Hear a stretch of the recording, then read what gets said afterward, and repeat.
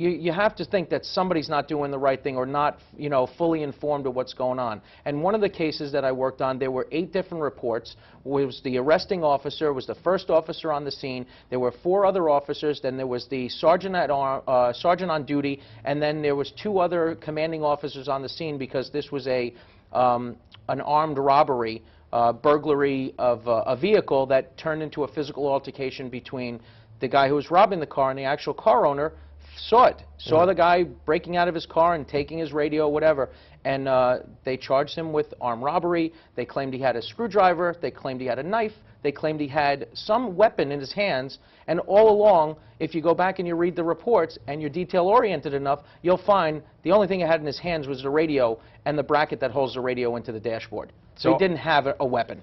I actually worked on that case with you. Yes, and you did. It was a screwdriver in one report. Yes. It was a knife in another report. And the actual reality after the investigation was done is it's a bracket that held in the radio. Absolutely. Now, granted, he stole the radio. Yes. But that's irrelevant to this particular part of the case. Right. And then on top of that one specific case that we're talking about, there was conflicting reports as to what type of physical damage the perp, the offending person who was arrested for burglary, inflicted on the owner of the car. Now, the owner of the car accosted him and physically interacted with him. But the claim by these officers was that the guy used the knife or used the screwdriver or whatever weapon he had in his hands, and he caused severe physical damage to this guy and cut his face. You'll remember the report. I do. The guy refused to go to the hospital in an ambulance. When he went to the hospital, they said there was nothing wrong with him.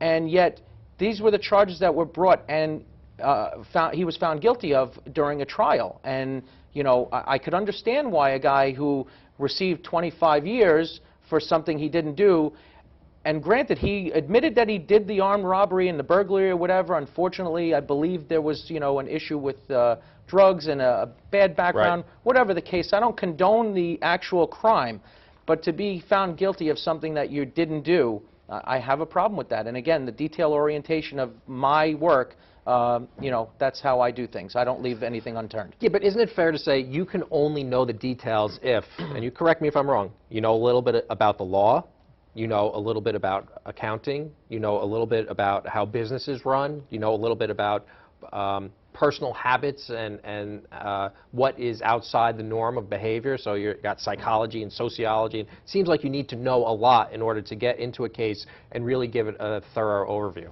I think a lot of people will find that in my line of work, there are either people that had an ability or a knack to want to be a police officer, or somebody that has fallen through and decided that this was a good profession for them because there is such a vast array of certain, qualities that you have to have. Now, my background is I have a master's degree in communication, so I've studied the art of how people talk and think and where their eyes go when you talk to them, how they react when, you pose certain subjects to them. And I also have a background with working with, lawyers, so there is something to that. As far as the business part of it and accounting, I think you would have to say that whoever you pick for your special case would have to know that those areas are something that this, private investigator has broached in his time, either on the job or personally, so that they would have an ability to actually, work on those cases. And you could bring people in, right? You could bring in experts to Absolutely. say, look, this is a little outside my area of expertise.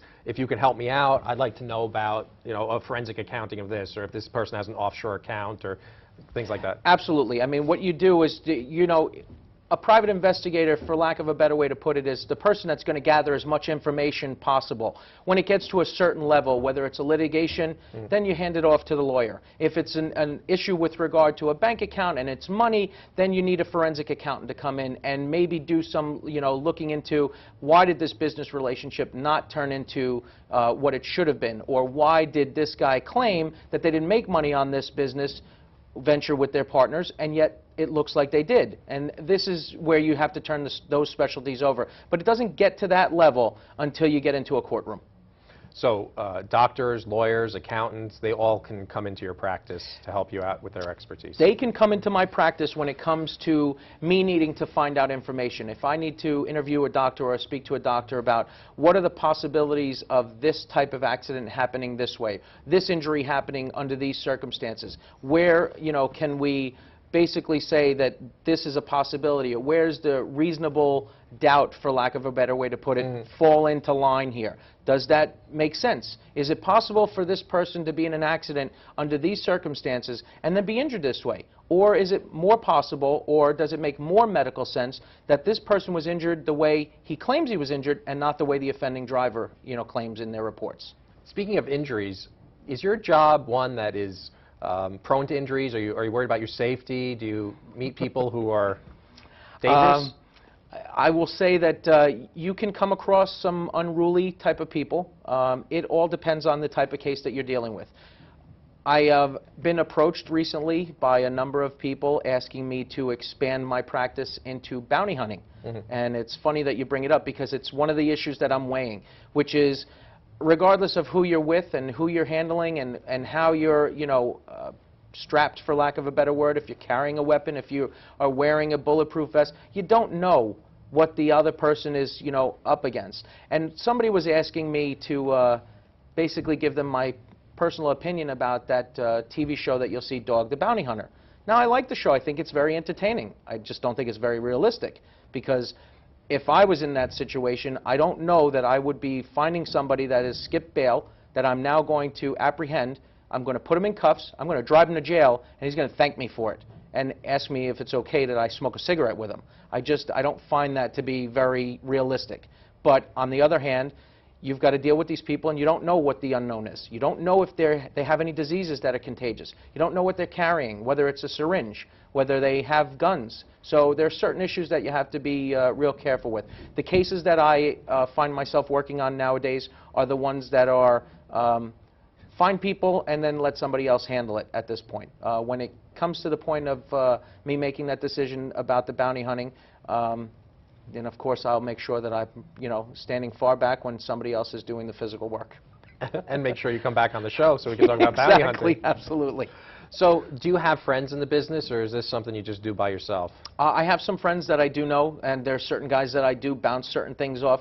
Most of the people that I work with and I bounce ideas off are usually attorneys, because the private investigator stuff, I pretty much have it down pat. I know what I need to do. I know where I can look for certain information. If there's an issue that I have with regard to finding some more information that maybe I run into a little bit of a roadblock, I'll pick up the phone and I'll call a couple other guys that I talk to and deal with.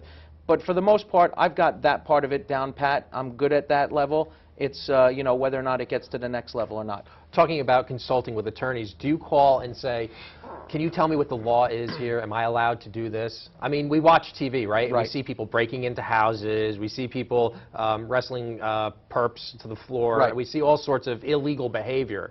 So how do you know what the law allows you to do and how far you could go? Part of actually being a private investigator is knowing what the laws are for whatever state you're operating in. Now, most of my work is in New York. I do some work in Jersey. Sometimes it travels to Connecticut.